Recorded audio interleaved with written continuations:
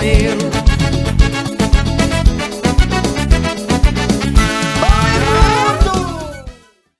Oi, mundo! Hoje nós estamos em Belém do Pará para conversar com o queridíssimo Rafael Pavone, cantor, compositor, instrumentista das cordas, cavaquinho, violão, produtor musical, enfim. Rafael, muitíssimo obrigada por ter aceito o convite de Papo com a Hélia. Seja bem-vindo! Obrigado pelo convite. É aquela história, né? Chuta, bate o escanteio e cabeceia, né? Todo mundo é meio que assim, né? Que por essas bandas, né? Muito obrigado, Hélia, pelo convite. Vamos ao papo. Rafael, a gente quer saber quem é o Rafael Pavone, porque, olha, você foi um dos fundadores da banda Legita Pavone, você tem um trabalho com o Matheus Moura, que também é da banda. Então, conta um pouco dessa tua trajetória pra gente. Eu sou cantor e compositor, né? Eu acho que, acima de tudo, acho que até acima do lado instrumentista, né? Eu toco violão, toco cavaquinho, mas assim, eu costumo me apresentar mais mesmo como cantor e compositor. São as coisas que eu gosto mais de fazer, que eu acho que eu faço melhor, tá entendendo? Como diz o Caboclo, né, eu já mexo com música já faz muito tempo. Desde criança, que sempre gostei de cantar, sempre gostei de ouvir música, um pouco acima do normal das pessoas para minha idade, tá entendendo? Na adolescência também sempre gostei de pesquisar, e isso eu tô falando assim, de um mundo pré-internet, né? Então a gente tinha que comprar revista, a gente tinha que conversar com pessoas que conheciam um pouco mais do que a gente sobre música, que ensinavam. Então era aquela coisa assim, bem como no tempo das cavernas, como os astecas faziam, né? Então comprava a revista na banca, aí conversava com aquele primo mais velho, então, com aquele amigo que entendia mais de um assunto, aí aprendendo assim, de uma forma bem... E aí é claro que com a internet eu comecei a me aprofundar ainda mais, né, nesse processo de pesquisar sobre música, de pesquisar os artistas, as bandas, os gêneros que sempre me interessavam, né? Eu toco cavaquinho desde os 12 anos, eu aprendi, né, com 12 anos, então sempre tive uma identificação com um samba especial. Eu gosto de ouvir muitas coisas, as minhas composições elas vão para muitos caminhos, mas assim, como diria o Paulinho da Viola, né, com o samba eu tenho de fato uma intimidade, assim. O Paulinho diz isso num samba dele, tá entendendo? Assim, publicamente, uma coisa mais madura veio Legita Pavone. Eu tive uma banda antes, mas era uma banda assim bem juvenil mesmo. Aí veio Legita, junto com Gabriel Gaia, junto com Matheus Moura, e depois com um bocado de músicos, de outros artistas, compositores, né? Por isso que o Legita tem essa coisa assim, muito multifacetada, muito plural. Porque todo mundo que faz parte do Legita é meio artista, assim, é meio compositor também. E aí eu passei pelo Legita, foram anos maravilhosos, foi uma grande escola. E apesar de eu não estar hoje lá presente no dia a dia, ensaiando, nos shows, mas assim, somos muito amigos, né? Eu e a galera da banda, eu e o Gabriel Gaia somos amigos há mais de 20 anos. Então a gente troca muita figurinha sobre música, sobre composição, sobre coisas da banda, assim como também sobre as minhas coisas, né? E aí eu passei por essa escola, lancei um EP, eu tenho um EP chamado Verme, que é um EP solo, de 3 canções. Agora, eu não sei se foi 2019 ou 2020 que eu lancei agora o EP, não me recordo exatamente o ano. E até que chegamos na Ilharga do Samba, que esses sambas e outros que a gente ainda tem para gravar, eu e o Matheus, a gente já vinha criando devagarzinho, já vinha... Assim, a gente estava na banda, mas em paralelo à banda a gente ia compondo outras coisas e compondo sambas. Eu sempre, como eu te falei, né, eu sempre tive essa identificação com samba, né, muito grande. E o Matheus também foi se afeiçoando ao samba, e aí a gente resolveu criar esse projeto, né, e colocar ele no mundo, né, materialmente. Você falou de várias coisas muito interessantes, mas não bora começar com o teu último assunto, que é na Ilharga do Samba, que é um EP com 4 composições tuas e do Matheus. O que vocês quiseram passar para a gente com esse trabalho? Me fala um pouco mais desse EP.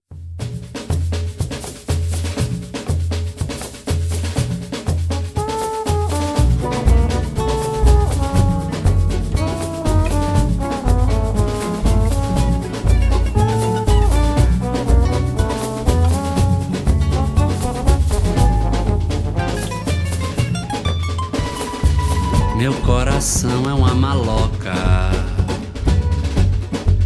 mas não é pouco não. Meu coração é uma casa da Coab, pra mim uma mansão, onde eu me perco toda vez que eu abro a porta e não te encontro. Só o perfume da nossa paixão. De que adianta ter as tripas se não sobra o pulmão? Eu choro. O Na Ilharga, esse nome ele veio muito a calhar por muitos motivos, né? Primeiro, o título do EP, né? Na Ilharga do Samba. Apesar de eu ter esse trato com samba, do Matheus também ter se aproximado, da gente ouvir, da gente gostar muito, de cantar também, enfim, os sambas clássicos, né? Os grandes compositores do samba. Assim, eu não encho a boca para dizer assim, eu sou um sambista, eu não me apresento como um sambista. E o Matheus também não. Então, eu acho que começa da nossa biografia, assim. Esse Na Ilharga, né, essa ideia de margem, né, assim, é como se nós estivéssemos à margem do samba também, apesar de amarmos o samba. Então já começa daí. E as canções que a gente gravou nesse EP, elas foram sendo compostas paralelamente a outros projetos. Então elas também foram acontecendo à margem. Elas foram, enquanto a gente estava tocando aqui com o Lerita Pavone, o Lerita Pavone tem muito samba, mas é um samba mais samba rock, mais eletrificado, mais com misturas com o próprio rock, com coisas eletrônicas. O Lerita tem esse caráter, né? E a gente vinha fazendo aquele samba pau e corda aqui, em paralelo, e imaginando como seria aquilo. Então, as próprias canções também foram sendo compostas na ilharga, né? À margem. É um título muito simbólico, assim. E ainda tem um outro nível de simbolismo, que é pelo fato da gente estar aqui em Belém, da gente estar aqui no Pará, na Amazônia, né? Então, assim, a gente não é considerado um centro do samba, como é o Rio de Janeiro, como é a Bahia, embora a gente ame a produção desses lugares, né? Então, a gente também tem um sentido político, assim. Então, o Na Ilharga do Samba veio daí, né? A começar pelo título, né? E é uma coisa que as pessoas costumam se perguntar, por que Na Ilharga? Na Ilharga do Samba. Foi um título que o Matheus Moura deu. E aí, quando ele falou, assim, rapidamente, isso que eu te falei, assim, eu senti, assim, como se tivesse caído um raio na minha cabeça. Tudo isso veio à tona, entendeu? Eu olhei para ele e falei, cara, eu achei o título excelente. Então, vamos com esse nome aí. E aí, o Na Ilharga reúne canções em parceria, minhas e dele. São 4 faixas, né? É um EP, né? Tem canção que é só minha e tem uma que é só dele também. Assim, a gente faz o nosso samba, o nosso jeito, ao nosso modo, né? A gente, é claro, a gente foi acompanhado por sambistas de fato, né? Porque a gente sozinho não ia saber fazer o samba como a gente queria, executar no violão, no cavaquinho. Então, a gente se cercou de pessoas que têm aquela vivência no samba daqui de Belém, que é a Carla Cabral, que foi a produtora, e o Diego Santos, que foi o arranjador. Então, sem eles, a execução, a materialização não teria sido possível, né, desse trabalho. A gente tem uma parceria que é Meu Coração, Minha Vida, que é a canção que a gente trabalha, assim, como sendo o carro-chefe, né, aquela antiga música de trabalho, né, como se chamava antes, né, música de trabalho. É Meu Coração, Minha Vida. É uma parceria minha do Matheus. E aí a gente pegou mesmo do título do Minha Casa, Minha Vida. Né? A gente pegou isso e aí conta lá uma história de um sujeito lá que é um sofredor, que ficou sozinho, que perdeu seu grande amor, enfim, aquela coisa do samba, né? E a gente desenvolve lá essa história. E aí temos também Saudosa Brevidade, que é um samba meu, que é um samba, assim, para quem já ouve Paulinho da Viola, é aquele samba meio reflexivo, assim, tem muita influência de Paulinho da Viola, assim, que tenta falar de alguma coisa, assim, mais profunda, mas dentro da linguagem do samba, né?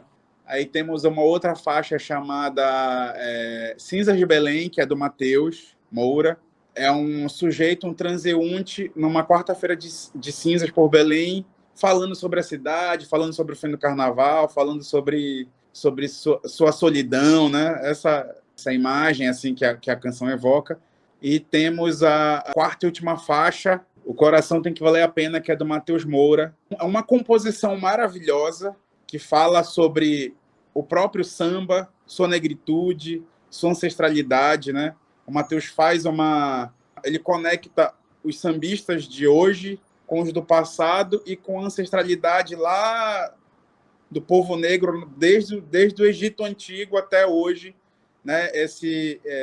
Conectando isso assim, como essa coisa da oralidade, essa transmissão de conhecimento, de sabedoria, de tudo sobre a vida veio até chegar no samba, né? Como a oralidade chegou aqui e virou isso que é uma música popular, que é um gênero já, né, estabelecido, que é o samba. Então, uma canção incrível que teve um arranjo maravilhoso do Diego Santos, assim. Eu acho que o arranjo do Diego é fora de série, assim. Ele deu todo um toque que a gente queria, que era amazônico também.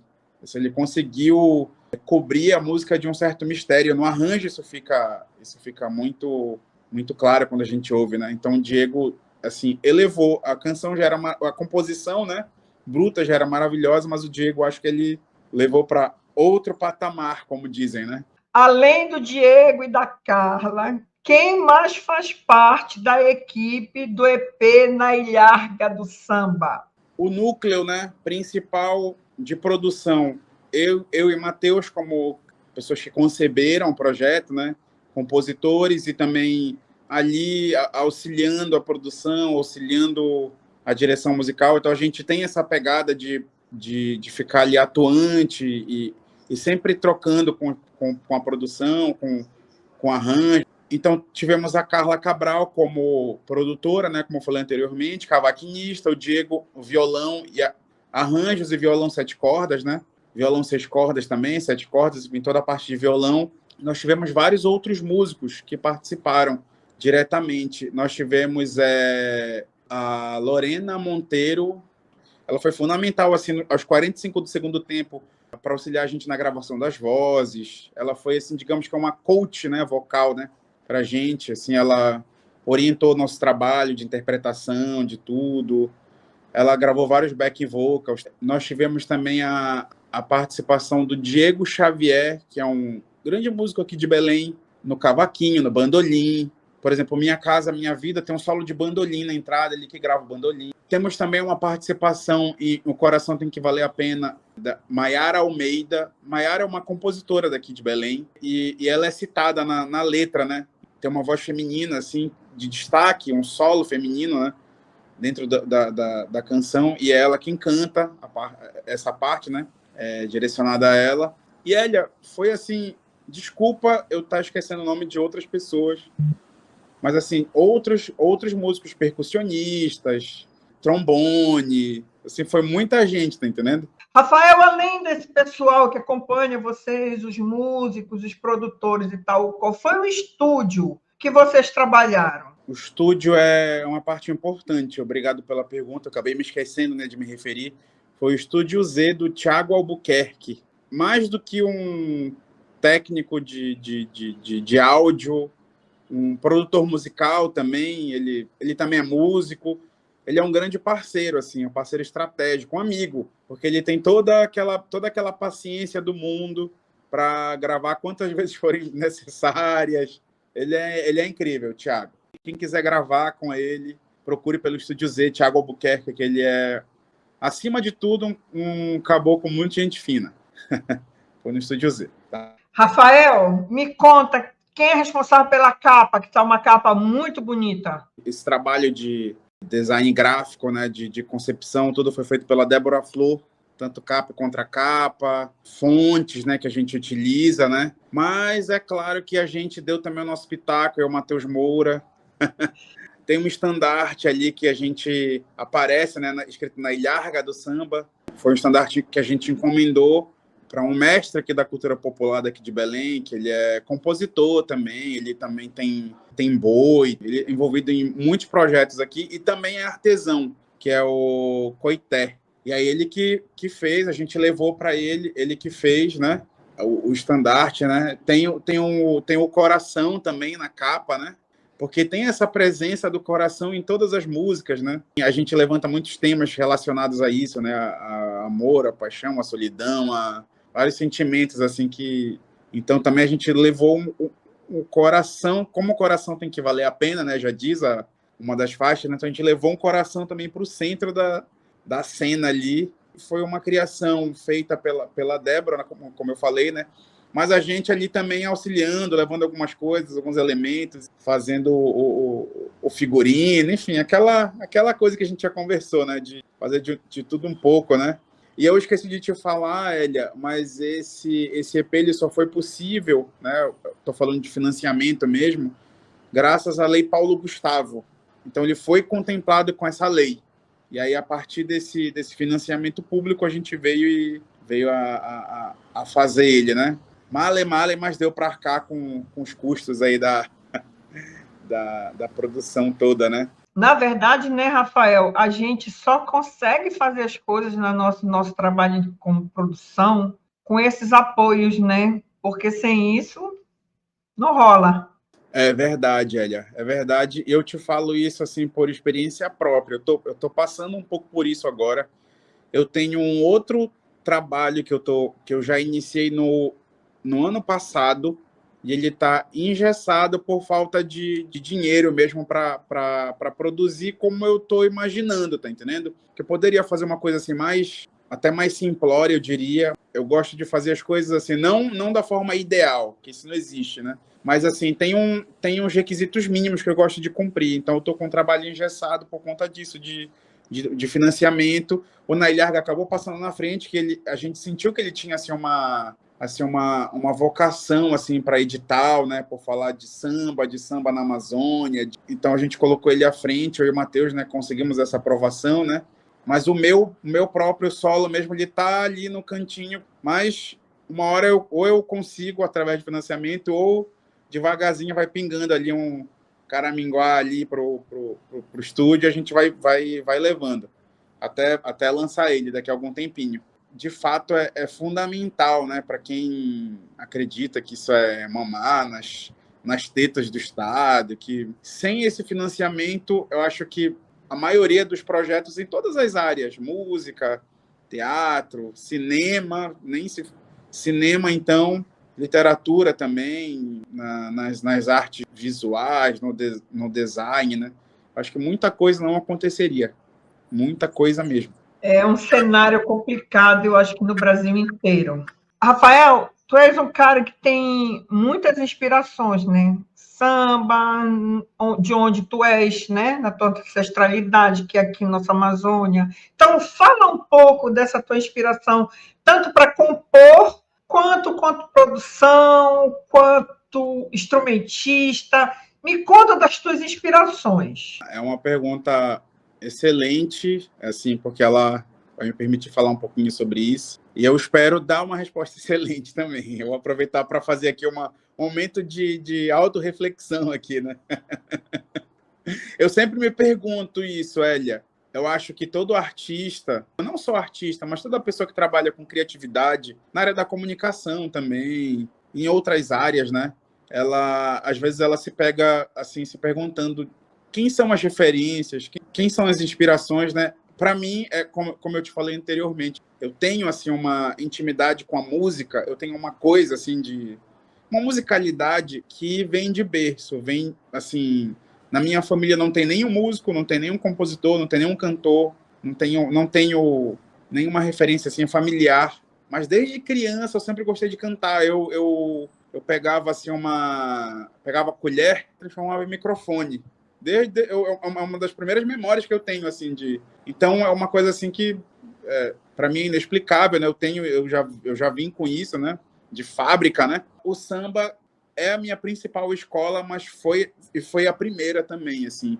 Quando eu comecei a ouvir música conscientemente, que até ali na primeira infância eu só ouvia o que tocava. Na época assim, a gente ouvia mais rádio, né? Então que tocava na rádio, hit na rádio, hit na televisão, como a maioria das pessoas, né? Então eu acompanhava isso. Mas teve um momento que a chave virou, quando eu comecei a aprender cavaquinho. Aí eu comecei a ouvir chorinho, assim, com 11, 12 anos. Eu comecei a ouvir samba, aí eu ia comprar CD na época.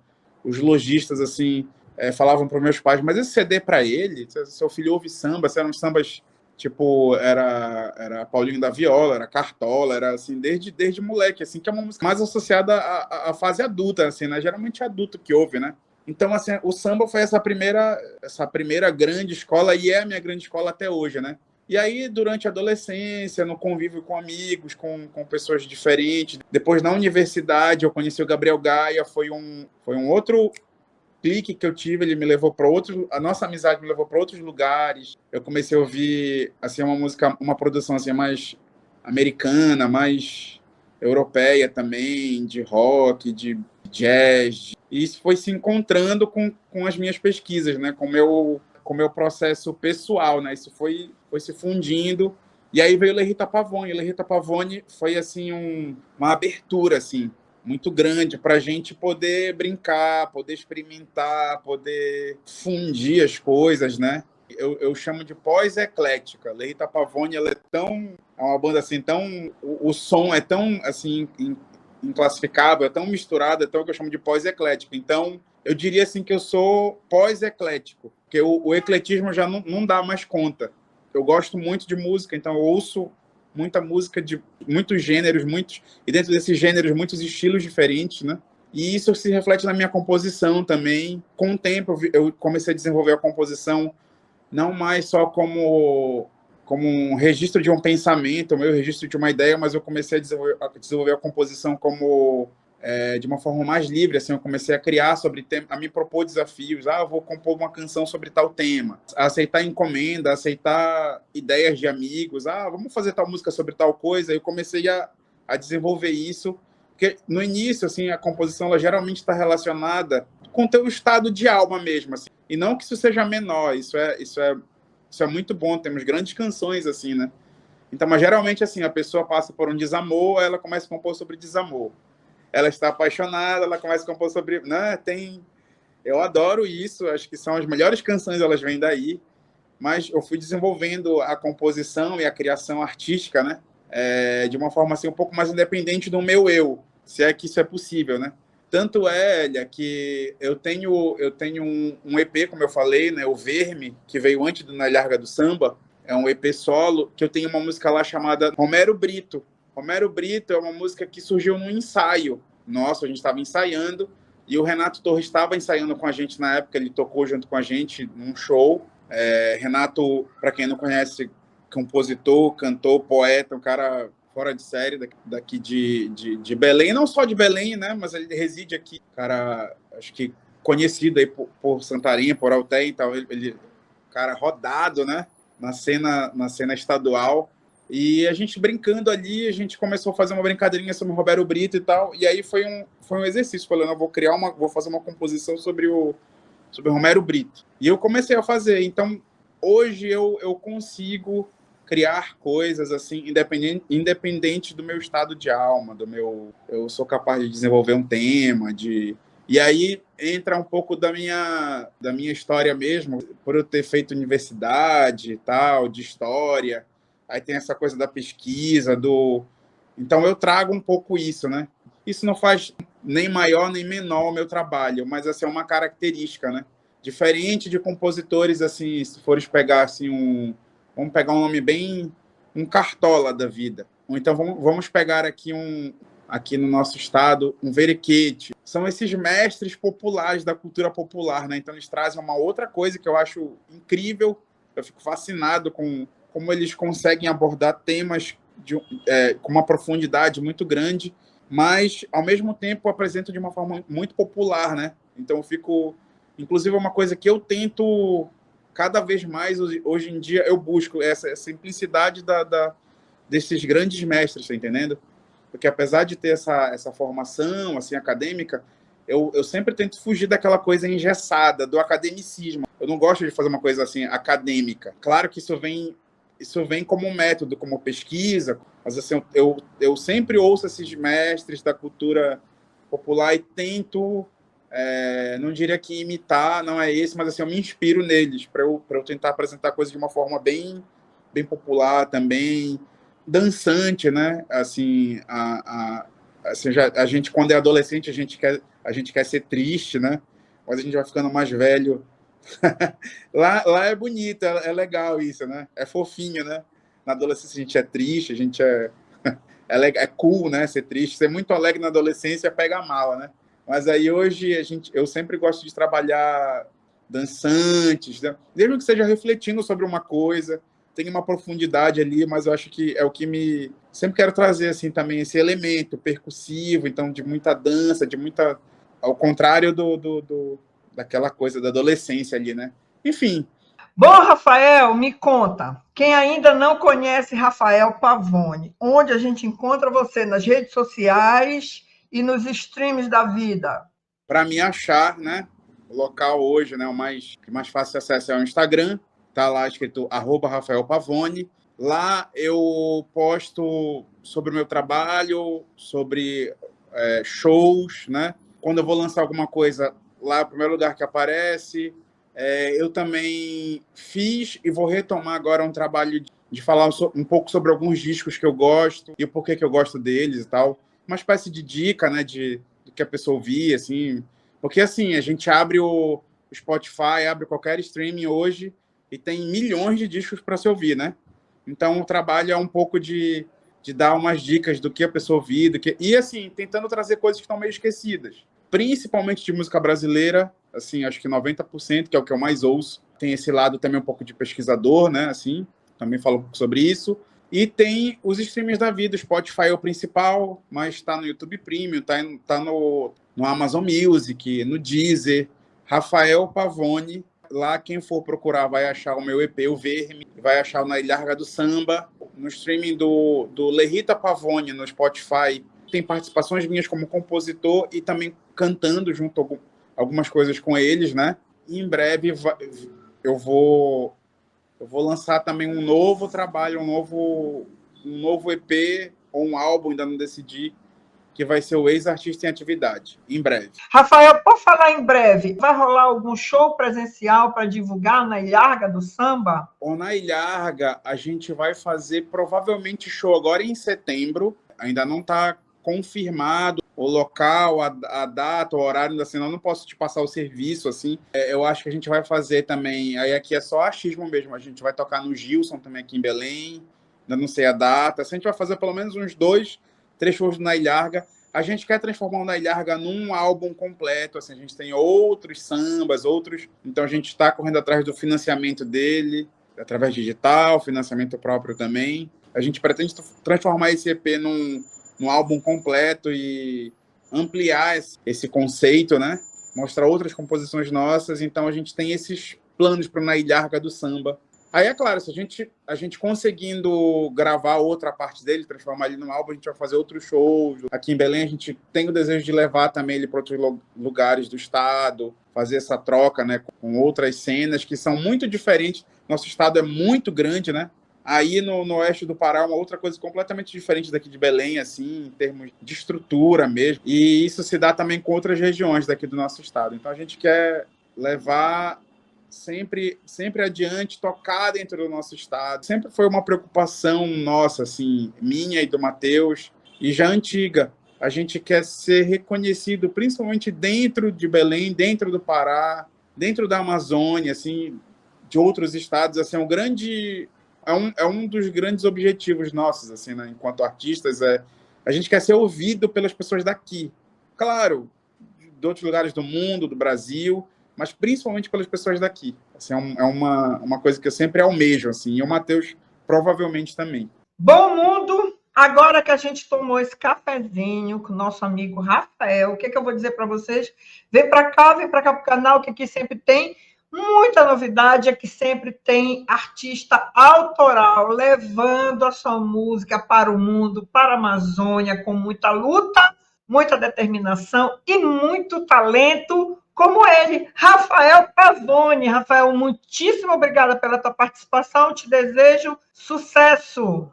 Obrigado, Hélia, mais uma vez. Obrigado por esse espaço, por esse papo, por essa conversa aqui que a gente teve, que foi muito legal, muito leve, né? Por isso de papo com a Hélia, né? Então é sempre uma alto astral aqui. Então, muito obrigada, tá, Hélia, pelo espaço. Oi, mundo! Eu tô de papo com a Hélia de papo com eu.